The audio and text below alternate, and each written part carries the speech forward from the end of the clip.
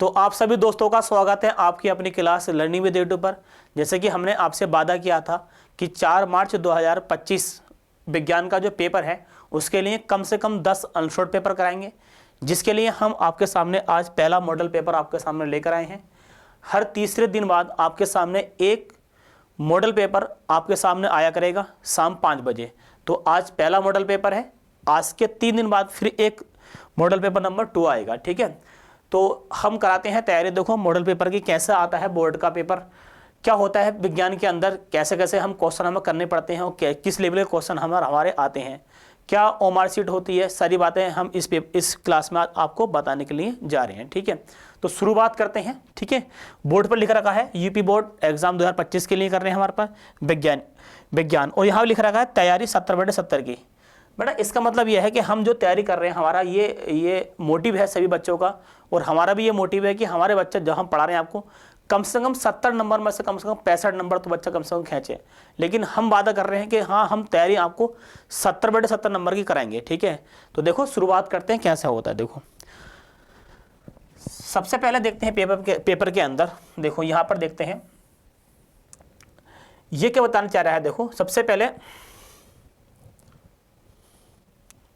ठीक है, देखो पेपर जब आपके सामने आएगा तो आपके सामने 15 मिनट पहले पेपर आपको दे दिया जाएगा। तो उसमें आपको अपना रोल नंबर लिखना होता है पेपर पर, उसके बाद आपको अपना नाम लिखना होता है। ठीक है, यहाँ पर पेपर पर दे रखा है कि ये जो पेपर पे दे रखा है इसमें ये बता रहा है कि ये जो कोड होता है पेपर का, ठीक है, ये क्या होता है, पेपर का कोड होता है। ये पेपर का कोड होता है।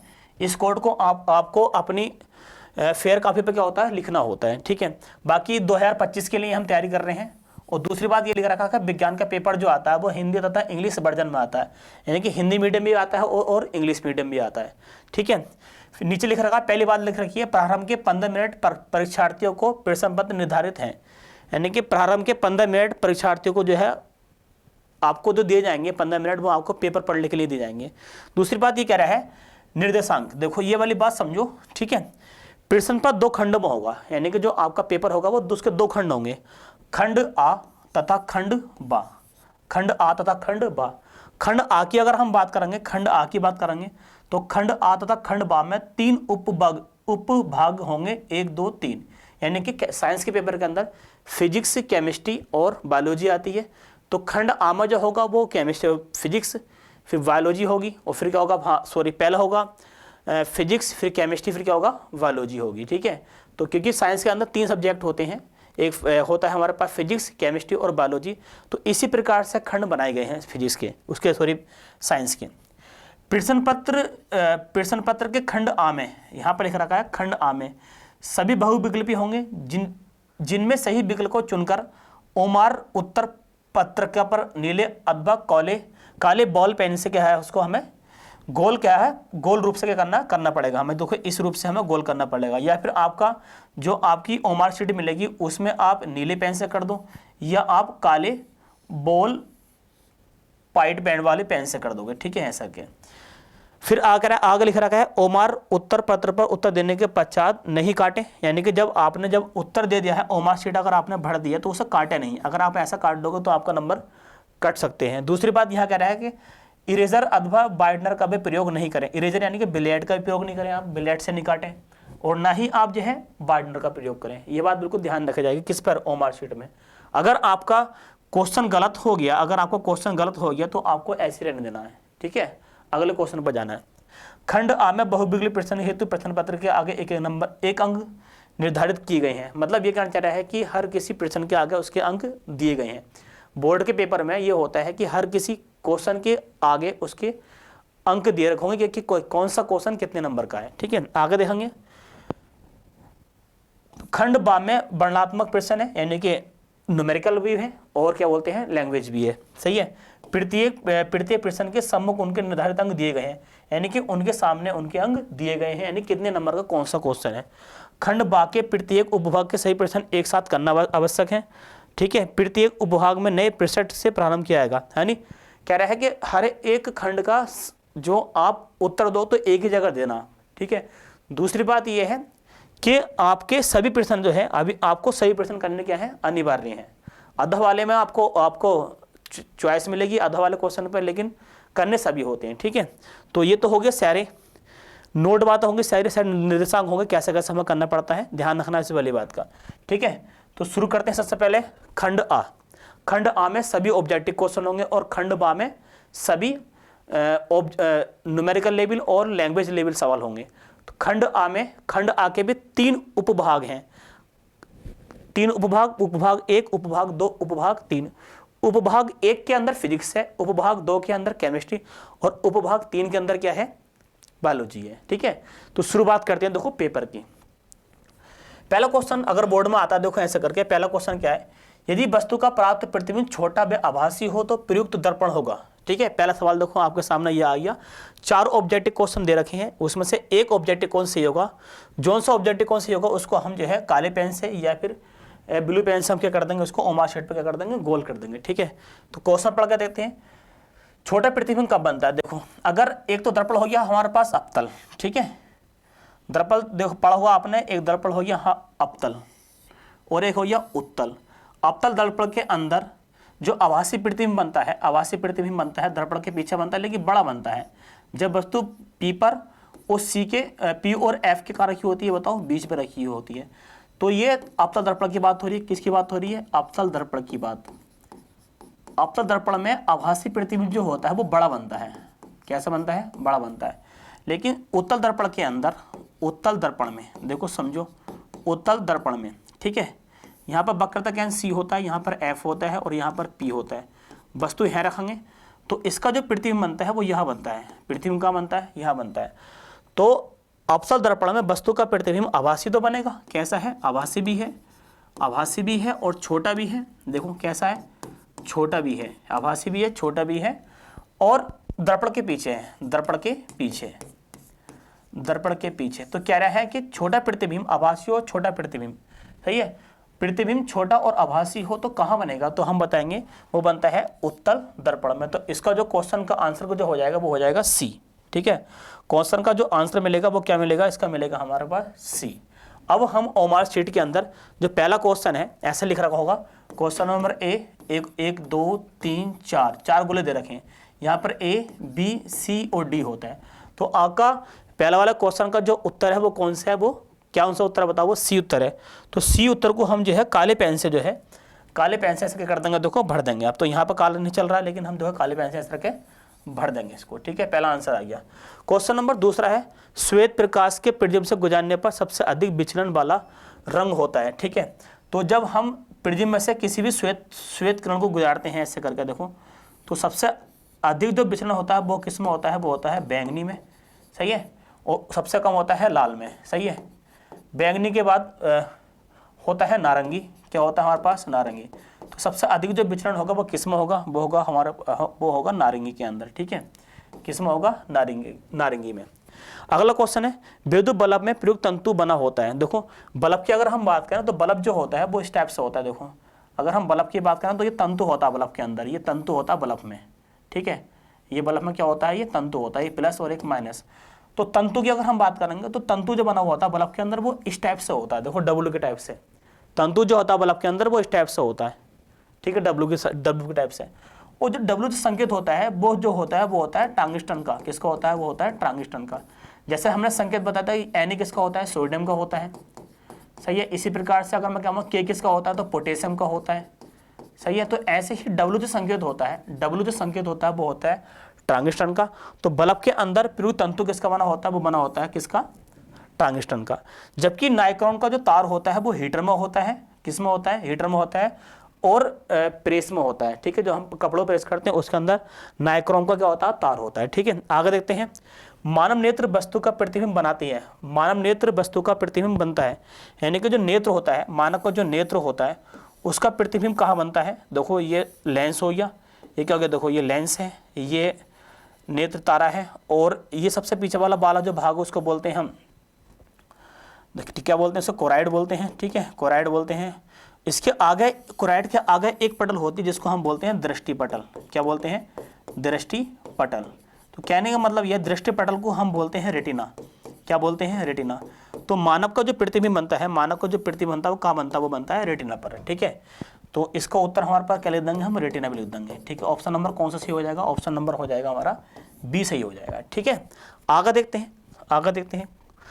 कॉलम ए में दी गई मात्रकों को सम्मूलन यानी कि मैचिंग करनी है कॉलम बी में। सही है, कॉलम ए में जो दी गई राशि है उसको मैच करना है कॉलम बी से। ठीक है, जैसे कि कॉलम ए में जो है की बात हो रही है, देखो ए में एक क्वेश्चन है, 2 है और 3 है और 4 है। ठीक है, ये वाली बात चल रही है। ठीक है दिखाते हैं, देखो आपको करके। देखो कॉलम क्या है आपका, क्वेश्चन नंबर 1 है, 2 है और 3 है और आपका कौन सा है, 4 है। ठीक है, अब इस पे मैच करके देखते हैं। देखो ओम जो मात्रक है, ये मात्रक लिख रखे हैं। ओम किसका मात्रक होता है, तो ओम जो मात्रक होता है वो होता है विद्युत प्रतिरोध का। ओम किसका मात्रक होता है, विद्युत प्रतिरोध का होता है। तो पहले वाले का जो क्वेश्चन है वो कौन सा सही है, वो दूसरा सही है। ठीक है, अब पहले वाले का दूसरा इसमें भी है, पहले वाले का दूसरा नहीं है इसमें, तो ये तो खत्म ही हो गया, ये वाला ऑब्जेक्टिव क्वेश्चन तो खत्म ही हो गया। पहले वाले का दूसरा यहाँ भी है और पहले का दूसरा यहाँ भी है, यानी कि 3 ऑब्जेक्टिव क्वेश्चन अभी मिल रहे हैं। बार्ड जो होता है, बार्ड जो मात्रक होता है वो किसका होता है, वो होता है विद्युत शक्ति का। किसका होता है, विद्युत शक्ति का। तो विद्युत शक्ति की अगर हम बात करेंगे, ठीक है, तो दूसरे वाले का जो ऑप्शन मिल गया वो मिल गया तीसरा। दूसरे वाले का जो ऑप्शन मिल गया वो क्या मिल गया, वो मिल गया तीसरा। ठीक है, चौथा जो एम्पियर जो मात्रक होता है, एम्पियर जो मात्रक होता है वो किसका होता है, विद्युत धारा का होता है। तीसरे वाले का जो ऑप्शन मिला वो कौन सा मिला, पहला मिला। और बार्ड जो होता है वो किसका मात्रक, बोल्ट जो होता है, सॉरी बोल्ट जो होता है किसका होता है, वो होता है विभवांतर का। सही है, विभवांतर का। तो चौथे वाले का ऑप्शन मिला हमें चौथा। तो हमारे पास आपका इसमें जाकर देखो, पहले का दूसरा, दूसरे का तीसरा, तीसरे का पहले का जो मिलन हुआ वो दूसरे से हुआ, दूसरे का जो मिलन हुआ वो तीसरे से, तीसरे का मिलन हुआ पहले से और चौथे का मिलन हुआ है चौथे से। तो देखो चौथे का मिलन चौथे से हुआ है, तो देखो चौथे का मिलन चौथे से होगा, चौथे का मिलन है हुआ दूसरे से, ये भी हट गया क्वेश्चन। अब इन दोनों में एक है, पहले का दूसरा, इसमें पहले का दूसरा और दूसरे का, हाँ पे यहाँ पर देखो मिस्टेक होगी हल्की सी, दूसरे का क्या बताओ, दूसरे का तीसरा। तो दूसरे का तीसरा, यहाँ पर दूसरे का पहला, तो ये भी गलत हो गया। तो ऑप्शन कौन सा सही हो जाएगा, ये वाला हो जाएगा। देखो पहले का दूसरा है, पहले का दूसरा, दूसरे का तीसरा और तीसरे का पहला और चौथे का चौथा। ठीक है, तो कॉलम ए तथा कॉलम बी का अगर मैच करेंगे तो कौन सा ऑब्जेक्टिव कौन सा सही होगा, तो ऑब्जेक्टिव क्वेश्चन सही हो जाएगा हमारे पास ए, पहला वाला। ठीक है, अगला क्वेश्चन देखते हैं। आर तथा 2R प्रतिरोधों के तारों को पहले श्रेणी क्रम में जोड़ोगे, बाद में समांतर क्रम में जोड़ोगे। तो श्रेणी क्रम में जोड़ो पहले, फिर समांतर क्रम में जोड़ दिया जाता है। ये दोनों दशाओं में कुल प्रतिरोध R1 यानी R2 अगर आ जाए तो क्या रहे, R1 अनुपात R2 का मान क्या होगा। ठीक है, देखो सवाल यहाँ कराते हैं, 2 प्रतिरोध हैं, ये मैंने कौन से क्रम में जोड़ दिए, देखो ये श्रेणी क्रम में जोड़ दिए।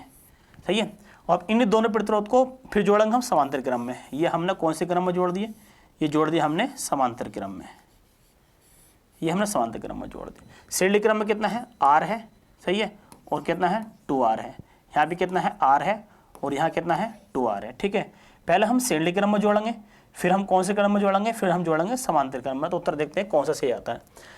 तो श्रेणी क्रम में फार्मूला होता है R बराबर होता है R1 और प्लस का होता है R2।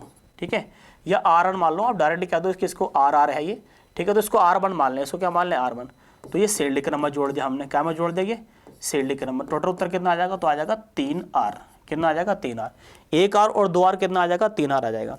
फिर ये इन प्रतिरोधों को समांतर क्रम में जोड़ दो। समांतर क्रम का जो तुल्य प्रतिरोध होगा उसे R2 मान लो, तो 1/, समांतर क्रम में तो R और प्लस 1/2R। क्या है बताओ, 1/2R। ठीक है, यहाँ लिख रखा है 1/2R।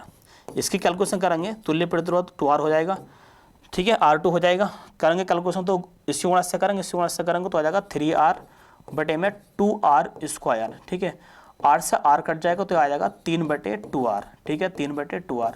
और हम यदि R का मान निकालें, अगर हम R2 का मान निकालें तो इसको पलटा तो ये पलट जाएगा, तो ये आ जाएगा 2R/3। ठीक है, फिर क्या रहा है R1 का मान और R2 का मान।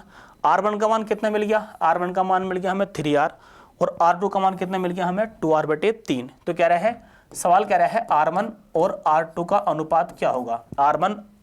सवाल क्या रहा है R1 अनुपात R2 क्या होगा। तो R1 का मान कितना आ गया, वो आ गया 3R और R2 का मान कितना आ गया, तो ये आ गया 2R/3। 30 संख्या पलट कहाँ पहुंचेगी, देखो ऊपर पहुंचेगी। ठीक है, R से R कट जाएगा तो R1 और R2 का जो मान आ जाएगा, R1 जो R2 का मान आ जाएगा वो आ जाएगा 3 × 3 बटे में 2। तो R1 अनुपात R2 आ गया, वो आ गया 9/2। तो ऑप्शन कौन सा सही हो जाएगा? तो इसका ऑप्शन सही हो जाएगा तीसरा ऑप्शन। ठीक है, कौन सा सही हो जाएगा ऑप्शन इसका? देखो इसका ऑप्शन सही हो जाएगा तीसरा। ठीक है, आगे पहुंचते हैं क्वेश्चन नंबर 7 की ओर।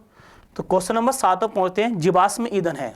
जीवाश्म किसे बोलते हैं? जीवाश्म की परिभाषा की अगर हम बात करेंगे तो प्राकृतिक में मिट्टी से खोदने के बाद जो मिट्टी के अंदर प्राप्त होता है, सही है, उसे क्या बोलते हैं? जीवाश्म बोलते हैं। ठीक है, और परिभाषा की बात करने रहे हैं, डायरेक्ट आप समझो जीवाश्म किसे बोलते हैं? जो कि नेचुरल में धरती के खोदने के बाद प्राप्त हुआ। तो धरती के खोदने के बाद क्या पेड़ पौधे प्राप्त हुए? नहीं।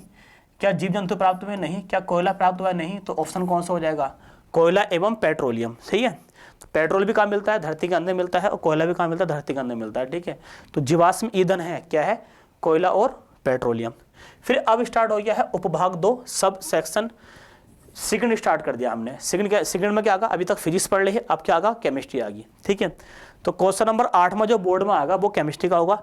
कह रहा है प्रोपेनल में क्रियात्मक समूह होता है। प्रोपेनल का जो फार्मूला होता है, देखो ये हम सोल्व कर रहे हैं 8वां क्वेश्चन। प्रोपेनल का फार्मूला होता है CH3 CO और CH3। इसको मैं ऐसा ना लिखकर, तो मैं इसको ऐसे लिख सकता हूँ। देखो ये हमारे पास CH3 सिंगल बॉन्ड के साथ O, और यहाँ पर आ जाएगा CH3। तो प्रोपेनल के अंदर कौन सा क्रियात्मक समूह है? देखो प्रोपेनॉल के अंदर कौन सा क्रियात्मक समूह है? तो हम बोलेंगे प्रोपेनॉल के अंदर कीटोन क्रियात्मक समूह है। कौन सा समूह है? देखो कीटोन। ठीक है, तो प्रोपेनॉल के अंदर कौन सा समूह हो जाएगा? कीटोन हो जाएगा। तो 8 में का जो उत्तर है वो क्या है हमारे पास? बी है।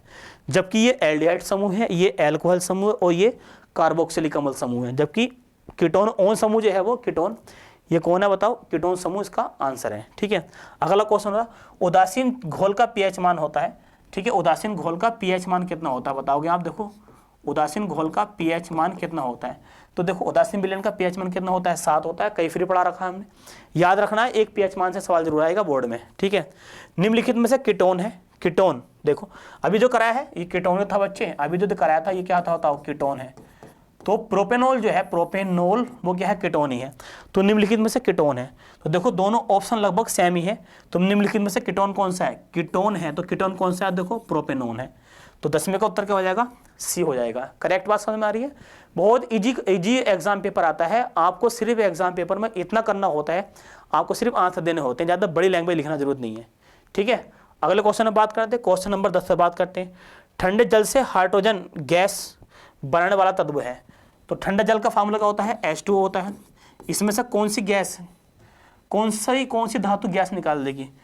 तो एक तो है गोल्ड है, एक क्या है? देखो गोल्ड लिख रखा है यानी कि Au, और दूसरा जो है H2 के साथ कौन है?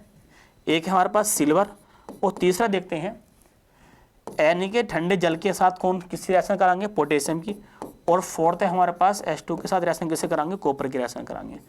उदासीनता की अगर हम बात करें, अगर हम क्रियाशीलता की क्रियाशीलता की बात करें कि इन चारों धातु में सबसे ज़्यादा क्रियाशील धातु कौन सी है? तो ये भी कम क्रियाशील है भी कोई रिएक्शन नहीं होगी, और यहाँ भी कोई रिएक्शन नहीं होगी, यहाँ भी कोई रिएक्शन नहीं होगी। यहाँ बनेगा KOH और साथ में बनेगा H2O। तो कौन सी धातु है? H2 gas. तो कौन सी धातु है जो ठंडे जल में से हाइड्रोजन गैस बाहर निकाल देती है? तो वो धातु कौन सी है? वो है पोटेशियम। तो ऑप्शन नंबर कौन सा सी हो जाएगा? ऑप्शन नंबर हो जाएगा इसका सी। 11वें का उत्तर कौन सा हो जाएगा? सी सही हो जाएगा। मैंने आपको अभिक्रियाशीलता श्रेणी पढ़ाई थी, सही है, कौन किससे विस्थापित करती है श्रेणी, वहाँ से ऑब्जेक्टिव क्वेश्चन बनकर आया है। ठीक है, तो आगे पहुंचते हैं क्वेश्चन पे। क्वेश्चन नंबर पहुंचते हैं हम 12 पर। रासायनिक अभिक्रिया CuSO4 plus FeSO4 plus Cu है। तो Fe ने जो है Fe एक, जैसे मैंने अभी बताया था कि अभी Fe जो है अधिक क्रियाशील है। देखो अगर हम क्रियाशीलता की बात करें, क्रियाशीलता क्या ज़्यादा क्रियाशील Fe है, ज़्यादा क्रियाशील कौन है बताओ? या कॉपर है। तो कॉपर की अगर हम बात करेंगे, और एक है हमारे पास Fe, तो ज़्यादा क्रियाशील कौन होगा? Fe होगा। तो इसलिए Fe जो है कॉपर सल्फेट के विलयन में से कॉपर को क्या कर देगी? विस्थापित कर देगी, और स्वयं क्या बना लेगी? FeSO4। तो यह अभिक्रिया है। तो यह अभिक्रिया क्या है? विस्थापन अभिक्रिया है। सही है, अपघटन भी नहीं है, ना ही संयोजन है, ना उभय अपघटन अभिक्रिया है। वह अभिक्रिया जो अधिक क्रियाशील धातु कम क्रियाशील धातु के उसके जलीय विलयन में से क्या कर देती है? विस्थापित कर देती है। ऐसी अभिक्रिया विस्थापन अभिक्रियाएं कहलाती हैं। तो कॉपर सल्फेट के विलयन में आयरन की छड़ डालने पर आयरन कॉपर से अधिक क्रियाशील होता है, इसलिए आयरन कॉपर को कॉपर सल्फेट के विलय से क्या कर देता है, विस्थापित कर देता है। तो इसका ऑप्शन कौन सा सही हो जाएगा, हमारे पास बी सही हो जाएगा। बात समझ में आ रही है आप लोगों की। देखो अगली बात करते हैं, नेक्स्ट बात, निम्न में से कौन कार्बन कार्बन के मध्य द्वि अबंध पाया जाता है। तो एक तो क्वेश्चन लिख रखा है एथेन, इसका फार्मूला होता है C2H6। दूसरा क्वेश्चन लिख रखा है एथीन, इसका फार्मूला होता है C2H4। तीसरा लिख रखा है एथाइन, इसका फार्मूला होता है C2H2। ठीक है, एथेन की अगर हम बात करेंगे, एथेन की देखो, अगर हम एथेन की बात करें, ये हमने इधर लिखते हैं, देखो ये हमारे पास एथेन है, और एथेन का जो फार्मूला होता है वो होता है C2H6। ठीक है, चित्र का अगर हम बनाएं तो कार्बन देखो, एक एच यहाँ ले लिया हमने, एक एच यहाँ ले लिया हमने, एक एच यहाँ पर, और एक एच यहाँ पर, एक एच यहाँ पर, और एक एच यहाँ पर। कार्बन कार्बन के मध्य कौन सा बॉन्ड है, सिंगल बॉन्ड है। ऑप्शन ये खत्म हो गया। नंबर 2 है हमारे पास एथाइन, क्या है, एथीन, सॉरी, एथीन का फार्मूला होता है C2H4। एक कार्बन यहाँ, एक कार्बन ये है, इस पर 2 H दे दो इसको, और 2 H दे दो इसको। ठीक है, 2 H दे दो इसको, इनके बीच में लगा देंगे डबल बॉन्ड, क्योंकि कार्बन की 4 वैलेंसी पूरी होनी है। तो डबल बॉन्ड किससे पाया जाता है, तो डबल बॉन्ड पाया जाता है किसके अंदर, एथीन के अंदर। किससे पाया जाता है, एथीन के अंदर। जबकि एथाइन का जो फार्मूला है, नीचे जो लिखा रखा है एथाइन, एथाइन का जो अणुसूत्र होता है वो होता है C2H2। तो C और C यहाँ भी H लगाएंगे और हम यहाँ भी H लगाएंगे। बैलेंसी पूरी करने के लिए इनके बीच में कौन सा बॉन्ड लगाएंगे, ट्रिपल बॉन्ड लगाएंगे। तो क्वेश्चन ये कह रहा है बच्चे कि निम्न में से कार्बन कार्बन के मध्य द्वि अबंध किसमें पाया जाएगा, एथेन में, एथीन में, एथाइन में, ये सभी में। तो एथाइन में नहीं पाया जाएगा, सभी में नहीं पाया जाएगा, तो ऑप्शन कौन सा सही हो जाएगा, बी सही हो जाएगा। करेक्ट है। अगला क्वेश्चन की बात करते हैं। देखो अगला क्वेश्चन अब स्टार्ट हो गया है। ठीक है, आगे जो स्टार्ट हो गया है वो स्टार्ट हो गया है बायोलॉजी उपभाग, यानी कि सब सेक्शन नंबर 3 स्टार्ट हो गया है। मैंने आपको बताया था खंड 2 होते हैं साइंस के अंदर, खंड आ और खंड बा। खंड आ में सभी ऑब्जेक्टिव क्वेश्चन होंगे और तीन उपभाग होंगे। पहला फिजिक्स होगा, फिर केमिस्ट्री, फिर बायोलॉजी। तो अब क्या स्टार्ट हो गया, बायोलॉजी। क्वेश्चन नंबर 14 जब आएगा आपका, क्वेश्चन नंबर 14 अगर बोर्ड में आएगा तो वो बायोलॉजी का हुआ है। सही बात समझ में आ रही है आप लोगों की। स्वयंपोषी पोषण के लिए आवश्यक है, मैंने आपको पढ़ाया था। स्वयंपोषी पोषण किसे कहते हैं, जो अपना भोजन स्वयं बनाते हैं, प्रकाश की किरणों से, कार्बन डाइऑक्साइड से, जल से, इन तीनों के द्वारा अपना भोजन स्वयं बनाते हैं, उन्हें स्वयंपोषी पोषण कहते हैं। तो कार्बन डाइऑक्साइड से भी, कार्बन डाइऑक्साइड, जल, सूर्य का प्रकाश, क्लोरोफिल, और इनमें सभी। तो ऑप्शन कौन सा सही हो जाएगा, ऑप्शन नंबर डी हो जाएगा।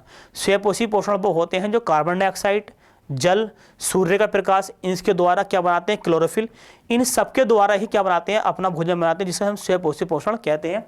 तो ऑप्शन नंबर कौन सा सही हो जाएगा, ऑप्शन नंबर हो जाएगा 4 सही। ठीक है, अगला क्वेश्चन की बात करेंगे। निम्नलिखित में से कौन सा पादप हार्मोन्स है, निम्नलिखित में कौन सा पादप हार्मोन्स है। और पादप हार्मोन्स की मैंने एक शॉर्ट वीडियो बनाई थी, 1 मिनट की वीडियो में। मैंने आपसे कहा था उस वीडियो में कि ये याद करो, क्योंकि पादप हार्मोन्स एक न एक आता ही है। ठीक है, तो देखो निम्नलिखित में से कौन सा पादप हार्मोन, तो हम बोलेंगे साइटोकाइनिन। क्या है बताओ, साइटोकाइनिन याद रखेंगे। जबकि ये टेस्टोस्टेरोन वृषण बनाता है और ये भी किसी अन्य उसमें पाए जाते होंगे। ठीक है, आगे देखेंगे नंबर 8 पर। परागकोश में होते हैं। देखो अंडाशय जो होते हैं, ये परागकोश से अंडाशय जो होते हैं, ये मादा जनन भाग है, मादा जनन भाग है। ठीक है, गर्भाशय ये भी मादा जनन भाग है। ठीक है, ये तीनों बात एक ही, ये दोनों बात एक ही है। ये भी मादा जनन भाग है और वो भी मादा जनन भाग है। ठीक है, जनन भाग, तो मादा जनन भाग कितने हैं, ये दोनों हैं। ठीक है, ये दोनों मादा जनन भाग है। यहाँ से तो क्वेश्चन सीन हो सकता। तो परागकोश में होते हैं। देखो जब हमने आपको पढ़ाया था पीछे कि ऐसे जो होती है वो ये वर्तिका होती है, वर्तिका होती है, ये अंडाशय होती है, और अंडाशय के पास में से यहाँ से निकल के जाता है तंतु, और ये होता है परागकोश। और परागकोश के अंदर जो होते हैं, परागकोश के अंदर जो होते हैं, देखो परागकोश के अंदर जो होते हैं वो होते हैं परागकण। क्या होते हैं, परागकण। तो ये क्या है, ये है परागकण, और ये जो बना हुआ है ये क्या है, ये हमारे पास परागकोश। क्या है, परागकोश। तो परागकोश में होते हैं, बताओ ऑप्शन नंबर कौन सा सही हो जाएगा, सी सही हो जाएगा। परागकोश में होते हैं परागकण। ठीक है, पुनरुद्भवन, पुनर्जनन द्वारा प्रजनन होता है। देखो हाइड्रामी में होता है, प्लेनेरिया में भी होता है, और बायोफिलम में भी होता है। तो इसमें कबूतर में, तो यहाँ पे देखो टाइपिंग मिस्टेक है, यहाँ पे टाइपिंग मिस्टेक हो गई है। पुनरुद्भवन द्वारा प्रजनन नहीं होता है, यहाँ होना चाहिए था नहीं होता है। सही है, यहाँ होना चाहिए था नहीं होता है। सही है, पुनरुद्भवन द्वारा प्रजनन नहीं होता, तो किस में नहीं होता, तो नहीं होता कबूतर के अंदर। ठीक है, ऑप्शन कौन सा सही हो जाएगा, डी से हो जाएगा। देखो एक फिर रिपीट कर रहे हैं, पुनरुद्भवन प्रजनन होता है, हाइड्रा में भी होता है, प्लनेरिया में भी होता है, ब्राइलोफिलम में भी होता है, और कबूतर के अंदर नहीं होता। तो ऑप्शन कौन से हो जाएगा? डी से ही हो जाएगा। ठीक है। फेफड़ों में शुद्ध रुधिर आता है। फेफड़ों में शुद्ध रुधिर कहाँ से आता है? जैसे कि मैंने आपको बताया था, फेफड़े के चार बेसम होते हैं, यानी कि फेफड़े 4 भागों में बटा होता है, 2 अलिंद और 2 नीली है। देखो अगर हम देखो इस क्वेश्चन की बात करेंगे तो ये मैंने ऐसे फेफड़ा बना लिया। देखो फेफड़े के 4 भाग होते हैं, ठीक है। तो ये वाला जो भाग होता है फेफड़े का, ऊपर वाला भाग जो होता है वो होते हैं अलिंद। यहाँ भी अलिंद है, ये भी अलिंद है, और इधर भी अलिंद है, ये भी क्या है? अलिंद है। नीचे वाले जो होते हैं भाग उसको हम क्या बोलते हैं? उसको बोलते हैं नीलीय। यहाँ भी नीलीय है, ठीक है, और यहाँ भी क्या है बताओ? ये भी नीलीय है, ठीक है, ये भी क्या है? नीलीय है। आगे अगर हम देखो बात करेंगे तो ऊपरा ये हमारे पास दायां अलिंद, सही है। ये क्या है हमारे पास? इधर वाले की बात करेंगे तो क्या बताओगे? दायां अलिंद है, और ये क्या है बताओ? हमारा बायां अलिंद है, ठीक है। और ये क्या है? दायां नीलीय, और ये क्या है बताओ? बायां नीलीय। तो इधर की साइड में जो होते हैं, इधर की साइड में क्या लगे होते हैं? इधर की साइड में होते हैं फेफड़े। फेफड़े कहाँ होते हैं? इधर होते हैं। तो शरीर के सभी भागों से अशुद्ध रुधिर, शरीर के सभी भागों से अशुद्ध रुधिर जो आता है, अशुद्ध ब्लड जो आता है, वो कहाँ को आता है? वो आता है, वो कहाँ आता है? देखो वो आता है दाएं अलिंद में। शरीर के सभी भागों से अशुद्ध रुधिर कहाँ से आता है? दाएं अलिंद में आता है। जो बायां अलिंद से दाएं अलिंद से होते हुए कहाँ जाता है? फेफड़ों में चला जाता है। और फिर लिख रखा है फेफड़ों में शुद्ध रुधिर आता है। तो फिर जब यहाँ पे ब्लड जब शुद्ध होगा, जब ब्लड जब शुद्ध हो जाएगा, प्योर मात्रा में जब ब्लड यहाँ पे शुद्ध हो जाएगा, तो ब्लड कहाँ आगा? देखो ये ब्लड रेड कलर का जो ब्लड आगा वो कहाँ आगा? वो आगा बाएं अलिंद में। तो देखो फेफड़ों में शुद्ध रुधिर आता है, तो फेफड़ों में जो शुद्ध रुधिर आगा, ये रुधिर कैसा है? ये फेफड़ों द्वारा क्या बनना है बताओ? ये बनना है शुद्ध रुधिर बनना है।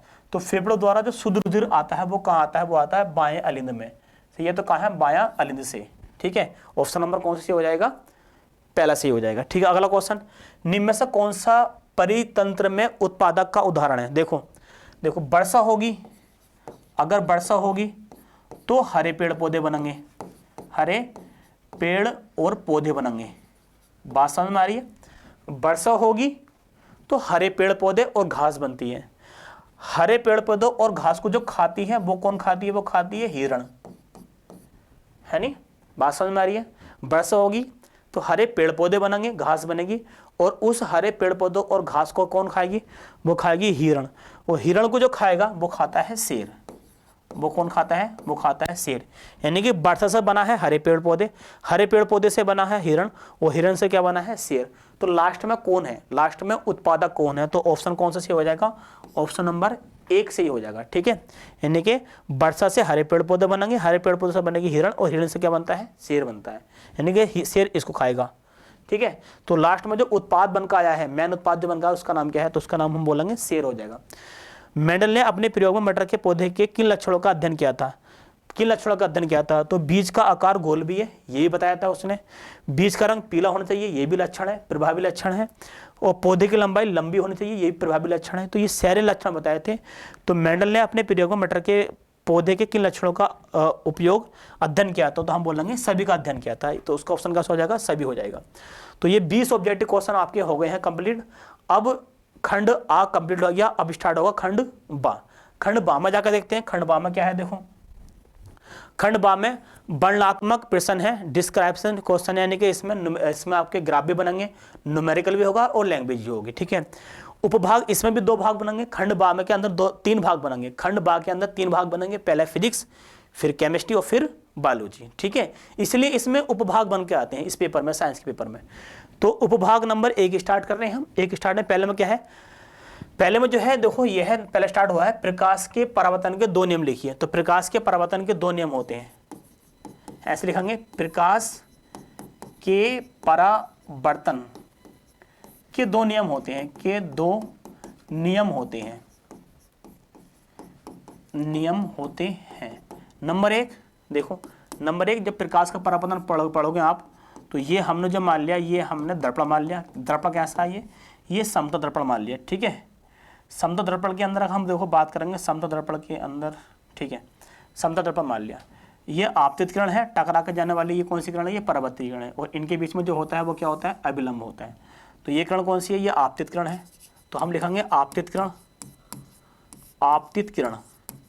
कोमला आएंगे, ये कौन सी किरण है, ये आपतित किरण है, और ये कौन सी किरण है, ये परावर्तित किरण, कोमा परावर्तित किरण, परावर्तित किरण। तथा आपतन बिंदु पर अभिलंब, क्योंकि ये कौन सा बिंदु है, ये आपतन बिंदु है, आपतन बिंदु पर अभिलंब, आपतन बिंदु पर, आपतन बिंदु पर अभिलंब, आपतन बिंदु पर अभिलंब। तीनों एक ही तल पर होते हैं, एक ही तल पर होते हैं, तल पर होते हैं, तीनों एक ही तल पर होते हैं। और यहाँ पे जो कोण बनता है वो बनता है आई, और यहाँ पे जो कोण बनता है आर।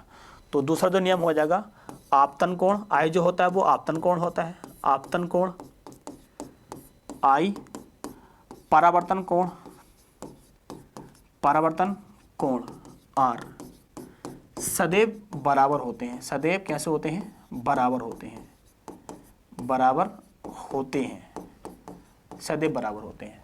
तो आपतन कोण देखो, तो यहाँ पर जो मैंने आपको बताया है वो ये बताना चाह रहा हूँ कि आपसे मैं कि प्रकाश के परावर्तन के दो नियम होते हैं, आपतित किरण, परावर्तित किरण, आपतन बिंदु पर अभिलंब, तीनों एक ही तल पर होते हैं। आपतन कोण सदैव परावर्तन कोण के कैसे होता है, बराबर होता है। तो यह नियम आपको लिखने हैं। क्या नंबर में मिला क्वेश्चन, ये क्वेश्चन मिला हमें 2 नंबर में। तो 2 नंबर में पहला क्वेश्चन क्या आया है, वो आया है प्रकाश के परावर्तन के 2 नियम लिखिए। तो प्रकाश के परावर्तन के 2 नियम देखो ये हो गए। आगे अगर हम नेक्स्ट बात करते हैं, क्वेश्चन नंबर 2 की बात करेंगे। देखो पहले का जो क्वेश्चन नंबर पहले का जो पहला आंसर है, ये पहले का ही दूसरा आंसर दे रखा है। पहले का दूसरा आंसर क्या लिखेंगे, दृष्टि दोष कितने प्रकार के होते हैं, तो हम बोलेंगे दृष्टि दोष 2 प्रकार के होते हैं। दृष्टि दोष 2 प्रकार के होते हैं, 2 प्रकार के होते हैं। नंबर 1 जो होता है, नंबर 1 की अगर हम बात करेंगे, ठीक है, नंबर 1 की अगर हम बात करें, नंबर 1 की अगर हम देखो बात करें, तो नंबर 1 में जो होता है ए पर, वो होता है दूरदृष्टि दोष, दूरदृष्टि दोष। और नंबर जो बी पर होता है वो होता है निकट दृष्टि दोष, निकट दृष्टि दोष। ठीक है, तो सिर्फ इतनी बात लिखनी है। क्वेश्चन नंबर 2 पर सिर्फ हमें इतनी सी बात लिखनी है। दृष्टि दोष 2 प्रकार के होते हैं, एक होता है निकट दृष्टि दोष, एक कौन सा होता है, दूर दृष्टि दोष होता है। ठीक है, क्वेश्चन नंबर फिर मिल गया हमारे पास दूसरे का। देखो दूसरे का जाकर देखते हैं, दूसरे का क्या कह रहा है क्वेश्चन, विद्युत परिपथ में प्रयुक्त किन्हीं 4 अवयव का चिन्ह लिखो, यानी कोई भी 4 चिन्ह लिख दो। जैसे कि यहाँ पर देखो विद्युत परिपथ लिख रखा है, अगर मैं इसको ऐसा कर दूंगा इस टाइप से, देखो बड़ा वाला सेल प्लस का, छोटा वाला माइनस का, तो एक तो हमारे पास जो प्रयुक्त चिन्ह है वो ऐसे लिख दो आप, सेल होता है। कह रहा है कोई भी विद्युत परिपथ में जो आप बनाते हो, कोई भी 2 4 लिख दो आप। 4 नंबर में सवाल है, 4 नंबर में सवाल है, 4 लिख दो। तो एक तो आप ऐसा बना दो, 2 डंडे खींच दो, एक बड़ा डंडा एक छोटा डंडा, बड़े डंडे की तरफ प्लस और छोटे में की तरफ क्या होता है माइनस, तो इसे क्या बोलते हैं, सेल बोलते हैं। अगर आपने ये इस टाइप से कर दिया, इस टाइप से, तो इसको क्या बोलते हैं, इसको बोलते हैं प्रतिरोध। क्या बोलते हैं, देखो इसको प्रतिरोध। कितनी जगह कितनी लिखने हैं हमें 4 लिखने हैं, 4। ठीक है, और अगर आप इसको इस टाइप से कर दोगे, इस टाइप से, तो ये हो जाएगा बंद कुंजी। क्या हो जाएगी, बंद कुंजी। और आपने अगर इसके अंदर लगा दो ए, तो ये हो जाएगा एमीटर। क्या हो जाएगा, एमीटर। इसी प्रकार से आप अगर इसके अंदर लगाओगे बी, तो ये क्या हो जाएगा, ये हो जाएगा वोल्ट मीटर। क्या हो जाएगा, वोल्ट मीटर। ठीक है, तो 5-6 लिख दो आप, 5-6 लिख दो इस टाइप से आप। ठीक है, बंद कुंजी, खुली कुंजी, वोल्टमीटर, वोल्ट मीटर। और अगर आप इस टाइप से लिख दोगे, देखो इस टाइप से कर दोगे, तो ये बल्ब हो गया, प्लस का और माइनस का, ये क्या हो गया बताओ, बल्ब हो गया। तो मैंने कितनी लिख दी, मैंने 6 लिख दिए। सेल ऐसा होता है, प्रतिरोध ऐसा होता है, बंद कुंजी ऐसी होती है, खुली कुंजी लिख दो चाहे आप, एमीटर ऐसा होता है, वोल्ट मीटर ऐसा होता है, और बल्ब ऐसा होता है। तो कह रहा है सवाल जो कह रहा है, सवाल का तरीका समझो दोस्त। सवाल जो कह रहा है वो कह रहा है विद्युत परिपथ में प्रयुक्त किन्हीं 4 अवयवों के चिन्ह बनाइए। तो हमने चिन्ह बना तो दिए, देखो ये सेल का चिन्ह बना दिया हमने, ये प्रतिरोध का चिन्ह बना दिया, ये बंद कुंजी का चिन्ह है, ये एमीटर का चिन्ह है, ये वोल्ट मीटर का चिन्ह है, और ये किसका चिन्ह है, ये बल्ब का चिन्ह है। अगला क्वेश्चन कह रहा है क्वेश्चन नंबर 3 पर देखो।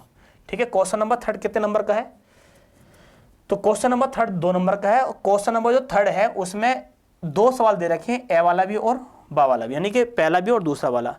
अवतल दर्पण द्वारा जब वस्तु वक्रता कैन सी पर रखी हो तो प्रतिबिंब बनने का किरण आरेख बनाना, खाली आपको चित्र बनाना है। ठीक है, तो देखो मैं यहाँ करके दिखा रहा हूँ आपको। दर्पण कौन सा दे रखा है, देखो दर्पण दे रखा है अवतल, तो ये देखो हमने क्या कर लिया, इधर जो है ये अवतल दर्पण मान लिया। ये दर्पण कौन सा है, ये दे रखा है अवतल दर्पण, अवतल दर्पण। इस पे पेंट कर दो, दर्पण के पीछे हल्का सा कुछ पेंट कर दे करो। देखो तो दर्पण के पीछे मैंने कर दिया ये पेंट। ठीक है, दर्पण के अंदर कर दिया हमने, पेंट कर दिया। उसके बाद आकर देखते हैं, देखो फिर मैंने जो बताया था आपको कि यहाँ पर जो होती है वो मुख्य अक्ष होती है, और यहाँ पे बिंदु क्या होता है, P होता है, और यहाँ पे होता है C, और यहाँ पे होता है F, और यहाँ पे होता है, इसे मान लेंगे हम अनंत। अब बताओ वस्तु कहाँ रखी है आपकी, तो ये कह रहा है वस्तु जो रखी है, वस्तु रखी है वो रखी है वक्रता कैन C पर, वक्रता कैन C पर। तो वस्तु का नाम हम रिप्रेजेंट करेंगे A से और B से। ठीक है, जब वस्तु से पहले आपतिकरण मुख्य अक्ष के समांतर डालते हैं तो टकराने के बाद कहाँ जाती है, वो जाती है मुख्य फोकस में को। दूसरी किरण मुख्य फोकस में डालते हैं, टकरा कहाँ जाती है, वो जाती है मुख्य के समांतर हो जाती है। अब ये किरण कहाँ काट रही है, ये किरण काट रही है वक्रता केंद्र पर। सही है, तो खाली जहाँ पर दोनों परावर्तित किरण काटते हैं वहाँ प्रतिबिंब बनता है A' और B'। तो जब देखो बिल्कुल सेम टू सेम हुई बना, बिल्कुल लगभग हो जाएगा बना। जब वस्तु कहाँ रखी है वक्रता कैन C पर, तो उसका प्रतिबिंब कहाँ बनता है, वक्रता कैन C पे बनता है। अब इसमें आप प्रतिबिंब की स्थिति बता दो, यहाँ आप ये लिख दो प्रतिबिंब की स्थिति, प्रतिबिंब की स्थिति। तो सबसे पहली बात यह है प्रतिबिंब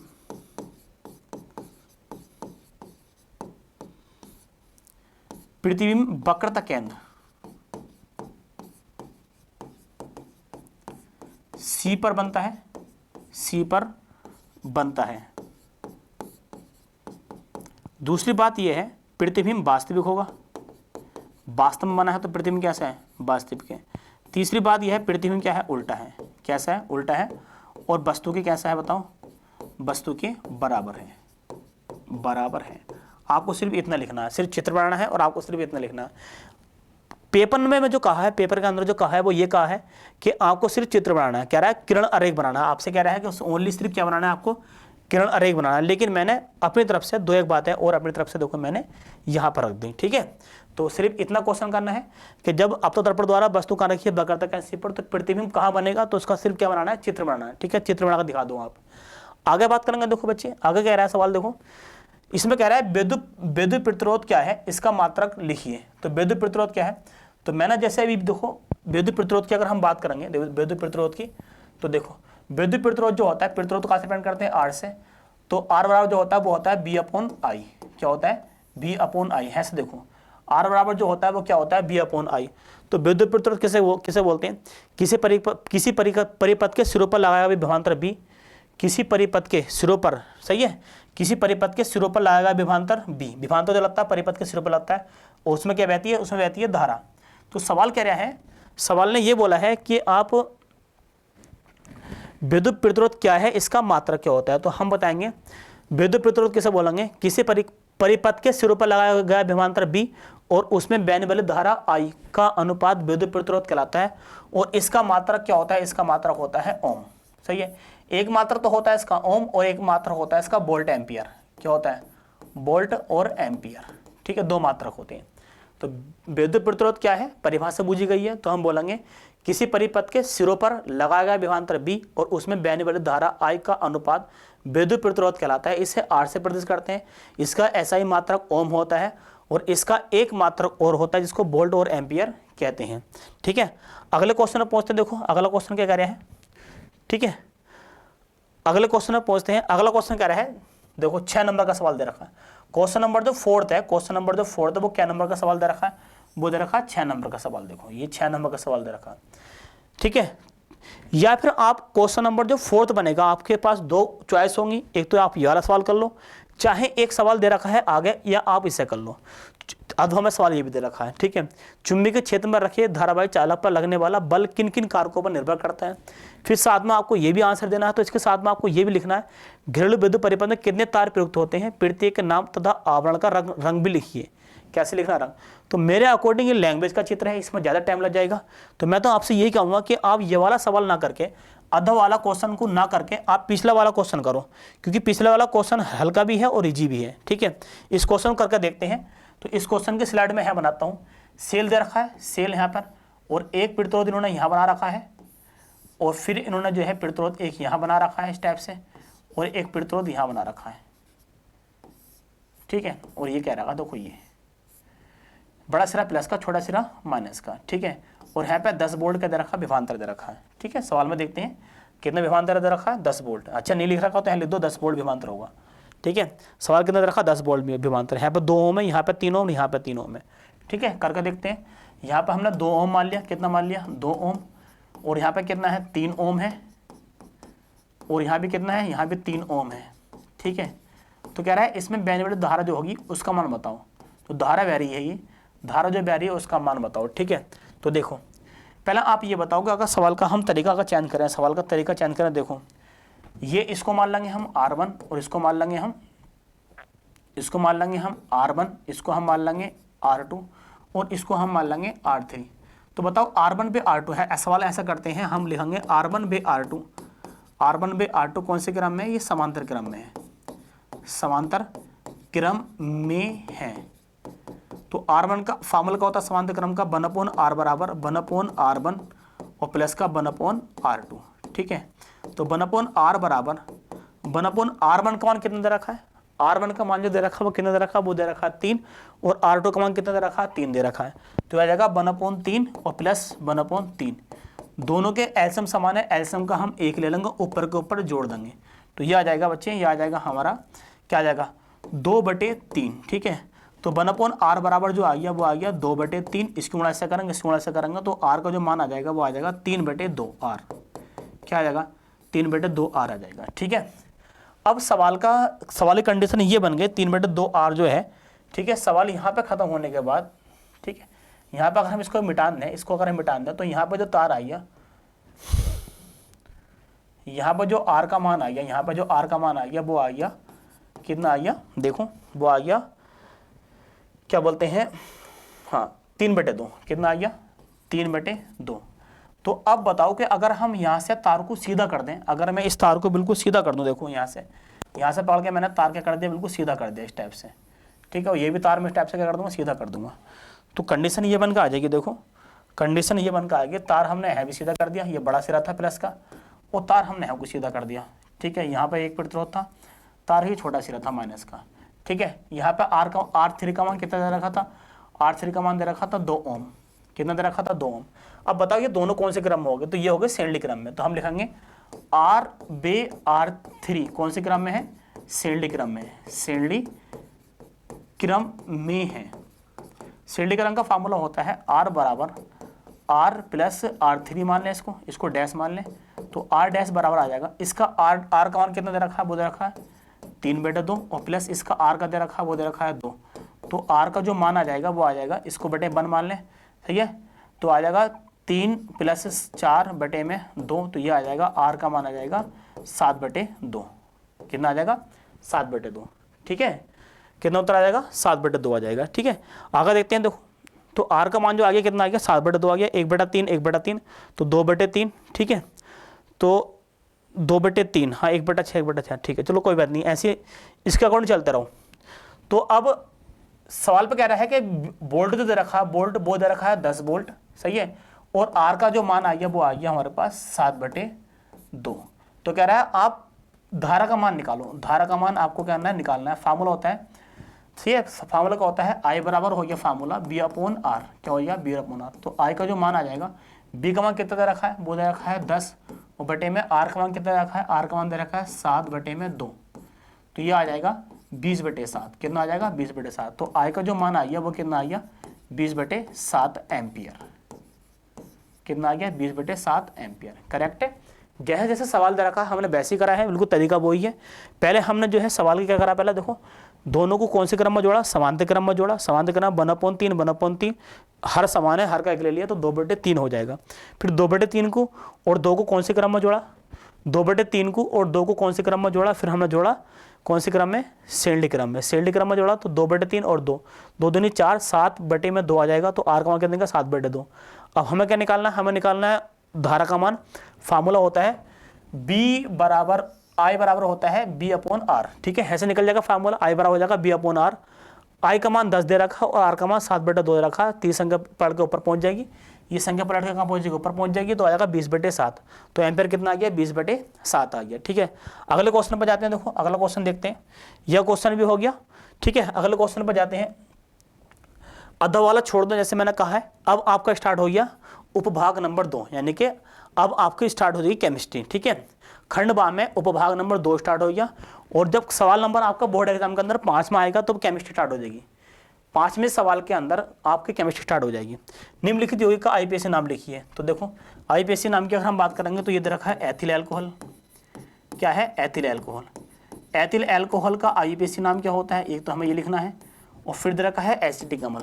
क्या दे रखा है, एसिटिक अम्ल। ठीक है, फिर दे रखा है एसिटिक अम्ल।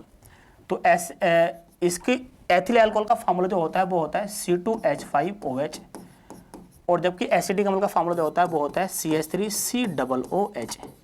इसको मैं ऐसे भी लिख सकता हूँ, इसको मैं ऐसे लिख सकता हूँ, देखो CH3 सिंगल बॉन्ड CH2 और सिंगल बॉन्ड OH, इसको हम ऐसे लिख सकते हैं।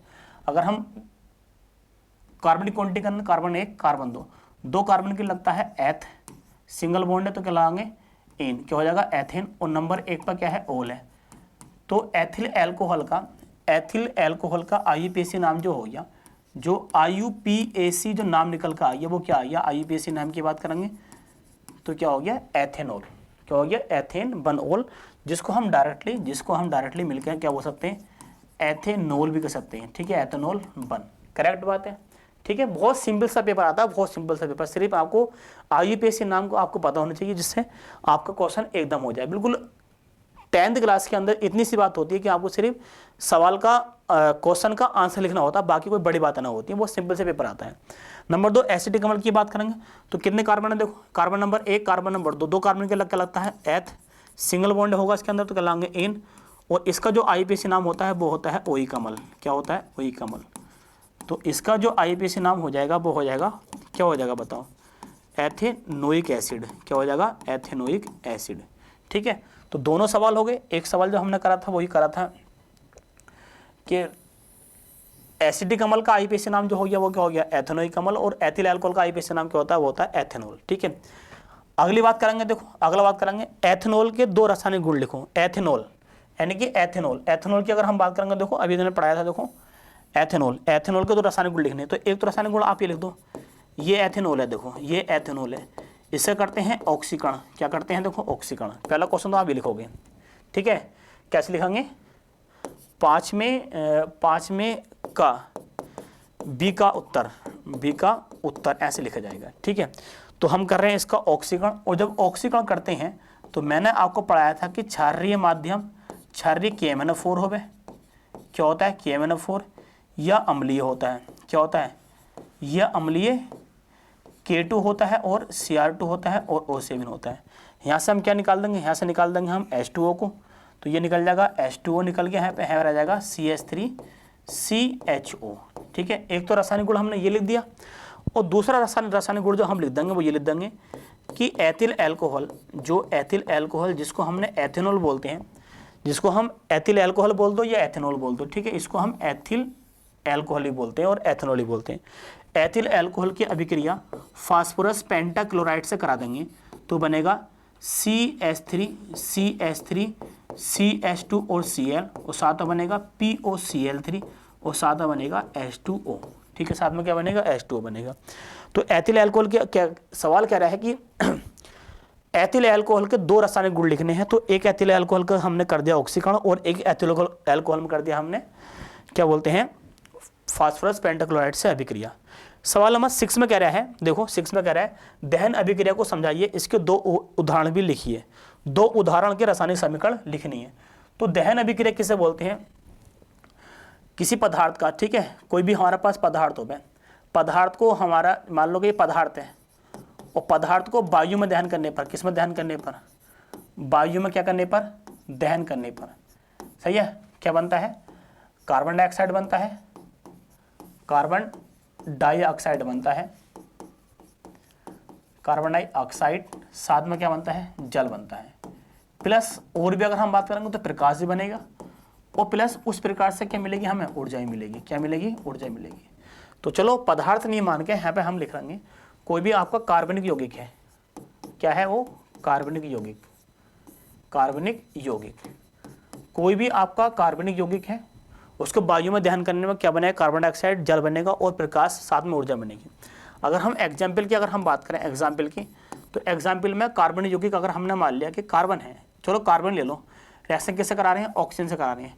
कार्बन बोले तो कोयला ले लिया हमने, क्या ले लिया, ये ले लिया हमने कोयला, और कोयले को अगर हम वायु के साथ अगर हम दहन करते हैं, क्या करते हैं, अगर हम वायु के साथ क्या करते हैं, दहन करते हैं, तो क्या बनेगा, कार्बन डाइऑक्साइड प्लस प्रकाश बनेगा, प्रकाश बनेगा, और प्रकाश प्लस क्या बनेगी, ऊर्जा बनेगी।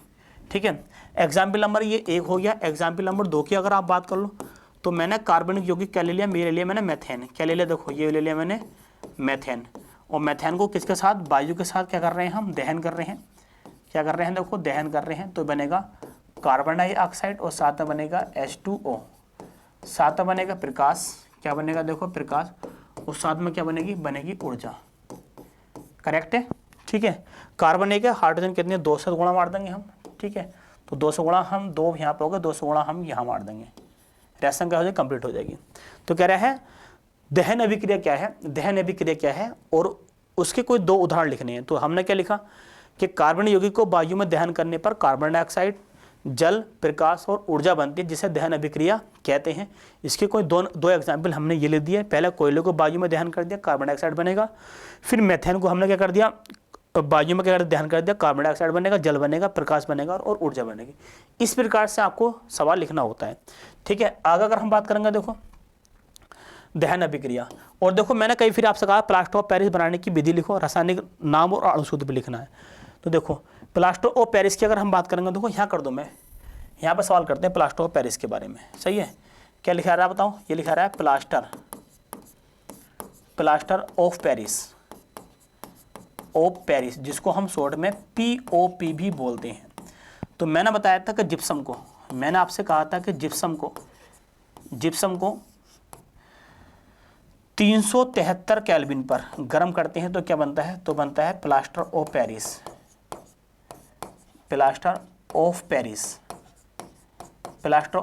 बनता है। साथ में प्लस, सही है, 3/2 क्या बनता है, हाइड्रेट बनता है। हाइड्रेट बोले तो जल बनता है, हाइड्रेट क्या बोलते हैं, जल बनता है। तो जिप्सम का फार्मूला होता है, वो होता है CaSO4 प्लस 2H2O, ठीक है, नहीं CaSO4 इंटू 2H2O। इसे कितने पर गर्म कर रहे हैं, हम कर रहे हैं 373 केल्विन पर हम गर्म करेंगे, तो गर्म बनेगा plaster of Paris CaSO4 1/2 H2O plus 3/2 H2O। ठीक है, तो देखो ये क्या बना हमारा, ये बना हमारा POP, प्लास्टर ऑफ पेरिस। तो जिप्सम को 373 केल्विन पर गर्म करने पर प्लास्टर ऑफ पेरिस बनता है। साथ में 1.5 अणु हाइड्रोजन का भी, 1.5 अणु जल का भी बनकर आता है। तो क्वेश्चन ने ये कहा है, क्वेश्चन ने ये बोला है बच्चे कि प्लास्टर ऑफ पेरिस बनाने की विधि लिखो, लिख दिया हमने, रासायनिक नाम लिखियो और अणुसूत्र लिखियो। तो रासायनिक नाम की अगर हम बात करेंगे, देखो रासायनिक नाम की बात करेंगे तो प्लास्टर ऑफ पेरिस की ये है बनाने की विधि। ये क्या लिख दिया हमने, ये बना दिया हमने बनाने की विधि, बनाने की ये विधि हो गई, बनाने की विधि। साथ में कह रहा है कि प्लास्टर ऑफ पेरिस का आपको लिखना है रासायनिक नाम। तो रासायनिक नाम देखो मैं यहाँ लिख कर दिखा रहा हूँ, प्लास्टर ऑफ पेरिस,